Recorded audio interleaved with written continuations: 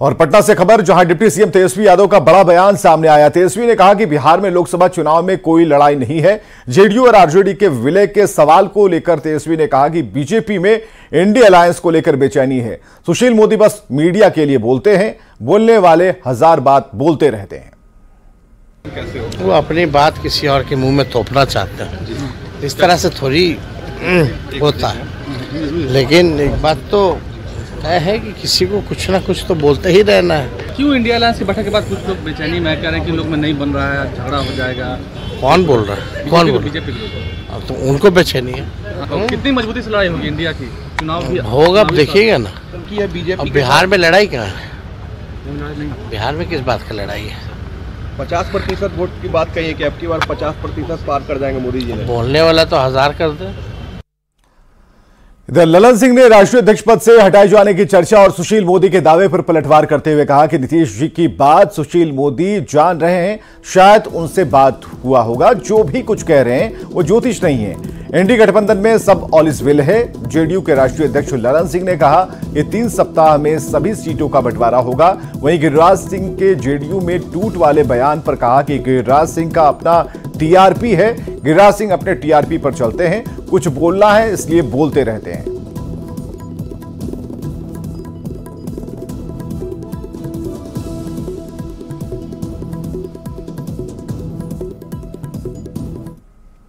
JDU के राष्ट्रीय अध्यक्ष के पद से ललन सिंह के हटाए जाने के दावे पर बीजेपी के वरिष्ठ नेता मुख्तार अब्बास नकवी ने कहा कि मोदी जी की तपस्या की ताकत और तपस्या का परिणाम से ये लड़ नहीं पाएंगे। इनकी महत्वाकांक्षाएं आपस में भिड़ने का रास्ता तय कर रही हैं।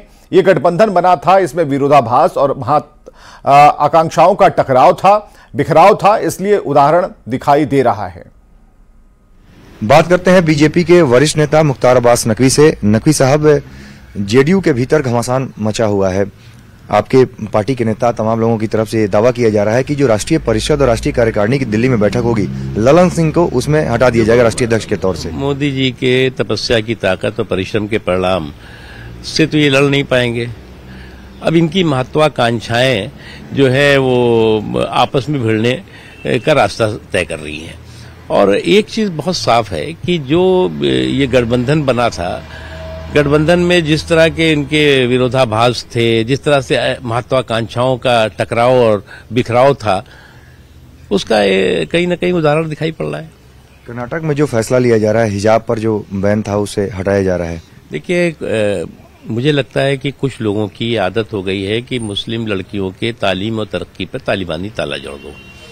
और जो स्कूल है या जो इंस्टीट्यूशंस हैं, उनके अपने ड्रेस कोड होते हैं, उनके अपने जो है नियम होते हैं। जो भी अपने 5 दिवसीय दौरे पर बेगूसराय पहुंचे केंद्रीय मंत्री गिरिराज सिंह ने एक बार फिर नीतीश कुमार को आड़े हाथ लिया। कहा कि बहुत जल्द ही जेडीयू का विलय आरजेडी में होने जा रहा है और विलय होने के बाद नीतीश कुमार की भूमिका महंत जैसी बनकर रह जाएगी। वहीं उन्होंने कहा कि मुसलमान के डर से लालू प्रसाद बाहर नहीं मिल पाते, इसलिए हवाई जहाज में ही उनसे मुलाकात करनी पड़ी।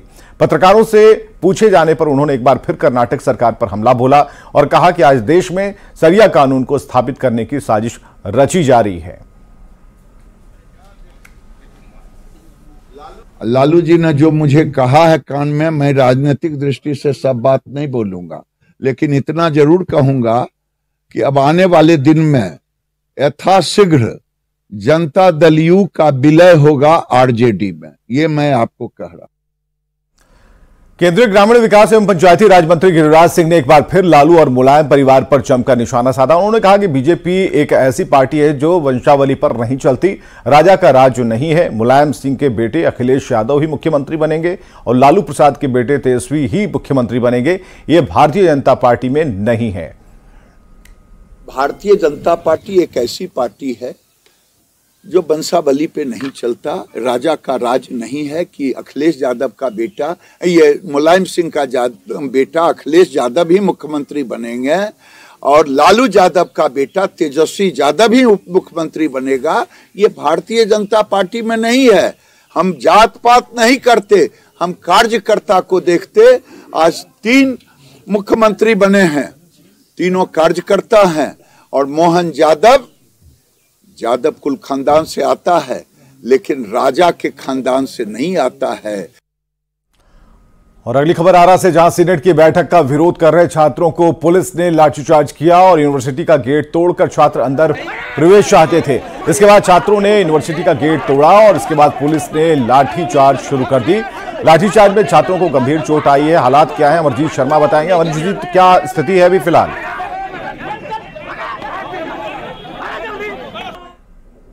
जब छात्र पहुंचे तो लाठीचार्ज किया। आप तस्वीरों में भी देख सकते हैं किस तरह से उन्हें भागकर नाले में कूदना पड़ा और अपनी जान बचानी पड़ी। और यहाँ पर जो छात्र विरोध कर रहे थे ये सीनेट की बैठक को लेकर के था और इनका कहना था कि हमारा जो सेशन है वो सही हो और साथ ही जो है बहुत सारी समस्याएं यूनिवर्सिटी की है, उन समस्याओं का निदान हो सके और उसके लिए यूनिवर्सिटी के प्रशासन से ये लोग बात करना चाह रहे थे, लेकिन गेट बंद कर दिया गया था, उन्हें मिलने नहीं दिया जा रहा था। यही वजह है कि छात्र उग्र हो गए और गेट तोड़कर अंदर घुसने लगे। उसी दौरान लाठीचार्ज की गई है। जी, बहुत बहुत शुक्रिया तमाम जानकारियों के लिए। तो छात्रों पर पुलिस ने लाठियां चटकाई हैं। सीनेट की बैठक का ये छात्र विरोध कर रहे थे, हालांकि विरोध करना इन्हें भारी पड़ गया और पुलिस की लाठियां इनकी पीठ पर बजती चली गई और ये तस्वीरें आरा से सामने आई हैं। और सिवान से बड़ी खबर है, 20 लाख रुपए की लूट हुई है। एटीएम में पैसा डालने वाले वेंडर से ही 20 लाख रुपए लूट लिए गए हैं। हथियार दिखाकर अपराधियों ने इस घटना को अंजाम दिया है। बैंक से रुपए लेकर वेंडर जा रहा था, जिसका नाम सुशील बताया जा रहा है, और एटीएम में पैसा डालने वेंडर गया हुआ था। सुशील महाराजगंज के तक्कीपुर गांव के पास उससे लूट हुई है। 20 लाख रुपए लूट लिए गए हैं। बैंक से रुपए लेकर वेंडर जा रहा था, तभी घात लगाए अपराधियों ने उससे पैसे लूट लिए। तो सिवान से बड़ी खबर हम आपको बता रहे हैं इस वक्त की, 20 लाख रुपयों की लूट हुई है और ये लूट हुई है तब जब वेंडर पैसा डालने जा रहा था, तभी उससे लूट हो गई और एटीएम में पैसा डालने के दौरान ही कुछ अपराधियों ने घात लगाकर जो बैठे हुए थे, जिन्हें मालूम था कि ये बैंक पैसे जमा कराने के लिए आएगा, और ऐसे में वेंडर्स को निशाना बनाते हुए उनसे 20 लाख रुपए की लूट की गई है और हथियार भी दिखाया गया है, ऐसा बताया जा रहा है। तो एटीएम में पैसा डालने वाले वेंडर से लूट की घटना, बड़ी खबर इस वक्त की महाराजगंज के तक्कीपुर गांव के पास की घटना है, जहां पर पैसे लूटे हैं अपराधियों ने। मृत्युंजय हमारे साथ फोन लाइन पर। मृत्युंजय, क्या अभी तक पता चल पाया है? ये पूरा मामला महाराजगंज थाना क्षेत्र की है। जैसे कि वो बताया जा रहा है कि वो वेंडर है और एटीएम में पैसा निकाल एटीएम बैंक से पैसा निकाल एटीएम में वो डालने के लिए जा रहा था। उसी समय अपराधियों ने बड़ी लूट की घटना को अंजाम दिया है। इस मामले पे सिवान एसपी शैलेश कुमार सिन्हा से हमारी बात हुई है। उनका कहना था कि पूरे मामले की जांच की जा रही है। अगर वो वेंडर है और बैंक से इतनी मोटी रकम निकालकर कहाँ ले जा रहा था, कैसे ले जा रहा था, पूरे मामले को सिवान पुलिस CCTV खंगाल रही है, वहीं पूरे मामले की जाँच में जुट गई है। जी, बहुत बहुत शुक्रिया तमाम जानकारियों के लिए। और बेतिया से खबर है, जहां लाल बाजार में अचानक आग लग गई है और इसके बाद पूरे शहर में अफरा तफरी मच गई। सूचना के बाद फायर ब्रिगेड की टीम को बुलाना पड़ा। कड़ी मशक्कत के बाद आग पर काबू पा लिया गया है। जायजा लिया हमारे सहयोगी मुन्ना राज ने। बेतिया के मुख्य बाजार लाल बाजार क्रिश्चियन क्वार्टर के इलाके में एक भीषण आग लगी है और आग लगी की इस तस्वीर हम आपको सीधे दिखा रहे हैं। ये लाल बाजार का इलाका है और फायर ब्रिगेड की टीम जरूर पहुंची है, लेकिन जिस तरह से आग लगातार आगे बढ़ती जा रही है, इससे लोगों की चिंता बढ़ गई। हम जानने की कोशिश करेंगे कैसे आग लगी भैया? मालूम नहीं है आग कैसे लगी, लेकिन एकाएक देखा गया तो हल्ला हुआ कि आग लगी और जब देखा गया तो आग आउट ऑफ कंट्रोल हो चुका था। कितने घर हैं आसपास में? अगल बगल में यही 4-5 घर है गली में, बाकी और गली के बाहर है। क्या नाम है? सौरभ अग्रवाल। निश्चित तौर पर देखते हैं आग की खबर देखने के साथ ही आप देख सकते हैं किस तरह से भीड़ पहुंची है और बेतिया शहर में अफरा तफरी मच गई है। और चूंकि बेतिया शहर का काफी पॉश इलाका माना जाता है और काफी भीड़ भाड़ वाले इलाके में यह आग लगी है, तो आग पर काबू पाने के लिए प्रशासनिक स्तर पर मशक्कत जरूर चल रही है। फायर ब्रिगेड की टीम लगातार आग पर काबू पाने में जुटी हुई है और लेकिन जिस तरह से शहर के मुख्य बाजार में आग लगी है, उसके बाद लोगों की चिंता निश्चित तौर पर बढ़ रही है। फिलहाल प्रशासन की टीम यहाँ पहुंचकर रात कार्य में जुटी है। शिक्षा विभाग में अपने फैसलों को लेकर पूरे देश भर में सुर्खियां बटोर रहे बिहार के शिक्षा विभाग के ACS के पाठक देर रात मुजफ्फरपुर पहुंच गए और शिक्षा विभाग के अधिकारियों के साथ बैठक की। इस दौरान उन्होंने अधिकारियों को कई महत्वपूर्ण निर्देश दिए। जिला शिक्षा पदाधिकारी अजय कुमार सिंह ने बताया कि मुख्य सचिव के पाठक के साथ बैठक थी, जिसमें कई महत्वपूर्ण निर्देश दिए गए हैं। यहाँ पे मुजफ्फरपुर में आए थे और एक छोटी सी मीटिंग हुई है। कुछ इंस्ट्रक्शन था जो उनके द्वारा दिया गया। कुछ निर्देश भी वो स्वाभाविक है, सीनियर ऑफिसर हैं डिपार्टमेंट के, सबसे सीनियर ऑफिसर, तो इंस्ट्रक्शन देना स्वाभाविक है। महत्वपूर्ण निर्देश क्या था सर सबसे? वैसे तो मुजफ्फरपुर की स्थिति अच्छी है हर एक पैरामीटर पे, फिर भी जहाँ पर भी थोड़ी सी कमी थी उसको इम्प्रूव करने का इंस्ट्रक्शन दिया। औरंगाबाद से खबर, जहां दाऊदनगर में छुट्टी नहीं मिली तो एक महिला शिक्षिका ने विद्यालय में ही रात गुजार दी। कड़कड़ाती ठंड में मात्र एक शॉल के सहारे प्रधानाध्यापिका मीरा कुमारी पूरी रात पटवा टोली स्थित राजकीयकृत मध्य विद्यालय में बैठी रहीं और बताया जा रहा है कि शिक्षिका की तबीयत ठीक नहीं थी। उन्होंने छुट्टी मांगी थी लेकिन छुट्टी नहीं मिली और इसके कारण वो गुस्से में आ गई और विरोध जताने के लिए पूरी रात स्कूल में ही बैठी रहीं। प्रिंसिपल मीरा कुमारी ने कहा कि खौफ ऐसा है कि भय के कारण कोई छुट्टी का आवेदन लेने तक की हिम्मत नहीं जुटा पा रहा। स्वस्थ होने के कारण अगर मुझे छुट्टी मिल जाता तो हम सब कुछ भूल जाते और स्वस्थ हो जाते तो हम शांत अपने आप को कंट्रोल कर लेते, लेकिन छुट्टी नहीं मिला जिसके कारण पहले ही से मन मेरा चिड़चिड़ा हो गया।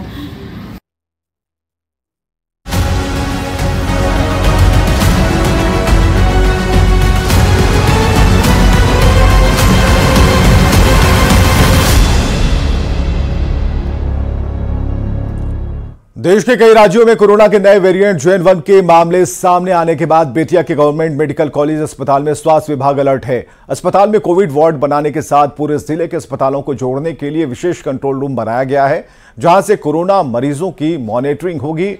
बेतिया के GMCH में कोविड से निपटने के लिए तैयारियों का जायजा हमारे सहयोगी मुन्ना राज ने लिया है।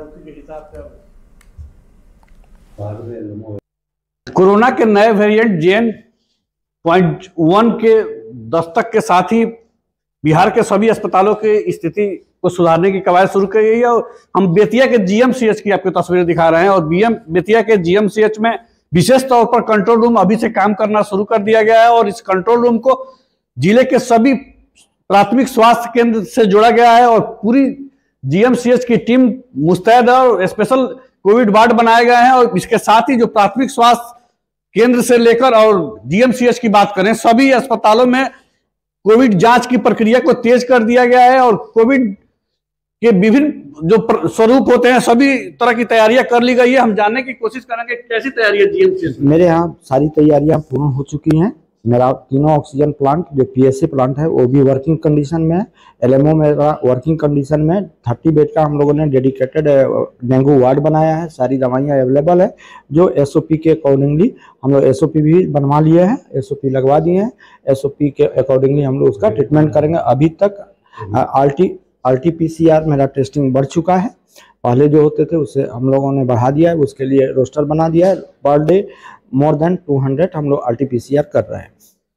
कोविड का एक जो नया जो कंट्रोल रूम आपका कैसे काम करेगा? कंट्रोल रूम हमारा काम करेगा, कहीं भी PHC से कोई अगर पेशेंट वहाँ पे एंटीजन टेस्ट किया है लोग या RT-PCR किया है लोग, यहाँ पे तुरंत फोन करेगा PHC से मेडिकल कॉलेज हॉस्पिटल में कि मेरे यहाँ से एक पेशेंट जा रहा है एम्बुलेंस के द्वारा, तो हम पहले से तैयार रहेंगे उसको कोविड वार्ड में शिफ्ट करने के लिए। हमारे पास सारी तैयारियां हैं। हमारे यहाँ भी LMO काम कर रहा है, PSA प्लांट काम कर रहा है, सारी दवाइयां मेरे पास उपलब्ध है, डॉक्टर अलर्ट है। यहाँ पे हम लोग 30 बेड का एक अलग व्यवस्था कर दिए हैं जिसमें कोविड पेशेंट अलग से रहेंगे। उनको एकदम सभी पेशेंट से दूर रखा गया, उनसे किसी दूसरे पेशेंट को इन्फेक्शन होने का डर नहीं रहेगा। और यहाँ पे सारे हमारे नर्सेज डॉक्टर सारे लोग अलर्ट हैं, सारी जांच सुविधा पूरा उपलब्ध है। यहाँ पे किसी तरह की उन्हें कोई दूसरे पेशेंट को कोई परेशानी नहीं होने जा रही है। हम लोग हर तरह से यहाँ सुसज्जित हैं। आप देख सकते हैं कि स्पेशल जो कंट्रोल रूम बनाए गए हैं, इस कंट्रोल रूम को जिले से के सभी अस्पतालों से जोड़ा गया है ताकि जो कोरोना के जो नए वेरिएंट है इससे निपटने के लिए स्वास्थ्य विभाग पूरी तरह से तत्पर दिखे। मुन्ना राज, न्यूज़ 18 GMCH बेतिया। 2024 लोकसभा चुनाव को लेकर बिहार में बड़े पैमाने पर अधिकारियों और कर्मचारियों के स्थानांतरण किए जा रहे हैं। दरअसल चुनाव आयोग ने राज्य के मुख्य निर्वाचन पदाधिकारी और मुख्य सचिव को कर्मचारियों और अधिकारियों के स्थानांतरण का निर्देश दिया है। ये वैसे कर्मचारी और अधिकारी हैं जिनका चुनाव कार्य से सीधा संबंध है और साथ ही अधिकारियों को एक शपथ पत्र भी लिखकर जमा करना है, जिसमें यह भरना होगा कि उनका कोई नजदीकी लोकसभा चुनाव में उम्मीदवार नहीं है। और इस बारे में और अधिक जानकारी दे रहे हैं हमारे सहयोगी संजय कुमार। बिहार में बड़े पैमाने पर कर्मचारियों और अधिकारियों के स्थानांतरण की तैयारी शुरू हो गई है। दरअसल लोकसभा चुनाव 2024 को देखते हुए चुनाव आयोग ने बिहार के मुख्य सचिव और निर्वाचन पदाधिकारी को यह निर्देश दिया है। लोकसभा चुनाव के पूर्व आयोग ने 3 साल से एक ही स्थान पर या फिर गृह जिले में जमे हुए अधिकारियों को स्थानांतरित करते हुए 31 जनवरी 2024 तक उसकी रिपोर्ट चुनाव आयोग में भेजने का निर्देश दिया है। साथ ही आयोग ने चुनावी ड्यूटी से जुड़े अधिकारियों से 2 प्रकार के शपथ पत्र की मांग की है। इसमें अधिकारियों को अपने नाम, पदनाम, वर्तमान पदस्थापन की तिथि के साथ ही यह शपथ पत्र देना है कि उनका कोई भी नजदीकी। जम्मू कश्मीर में आतंकियों से लोहा लेने के दौरान नवादा के लाल चंदन कुमार के शहीद होने की खबर जब से गांव में आई है तब से पूरे गांव में गम का माहौल है। छोटे सी उम्र में चंदन का चले जाना लोगों को अभी तक विश्वास नहीं हो रहा है। एक बड़ी जिम्मेदारी छोड़कर चंदन अब इस दुनिया से चले गए हैं। मां भारती की सेवा करके उन्होंने अपना सर्वोच्च बलिदान दिया है।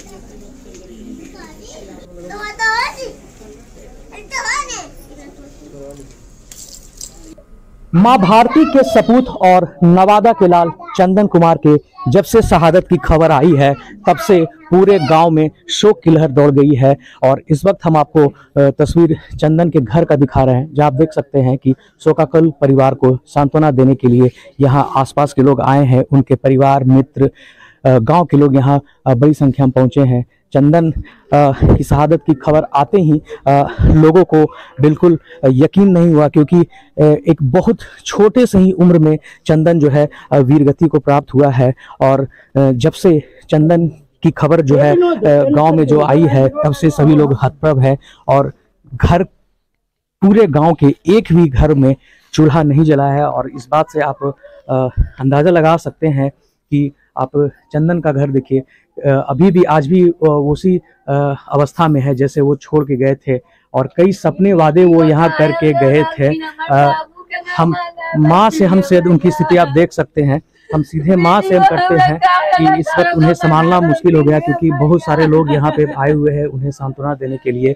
और ऐसा दिन का वो कभी भी वो उम्मीद नहीं की थी, मगर हम कोशिश करेंगे कि उनकी माँ कुछ बता सके। बाबू के मगर वीडियो नहीं बने मेरे। क्या बात की थी चंदन से आपने? कुछ नहीं बात। इस वक्त हम समझ सकते हैं कि क्योंकि वो अभी वो स्थिति में नहीं है कि वो किसी से बात करें।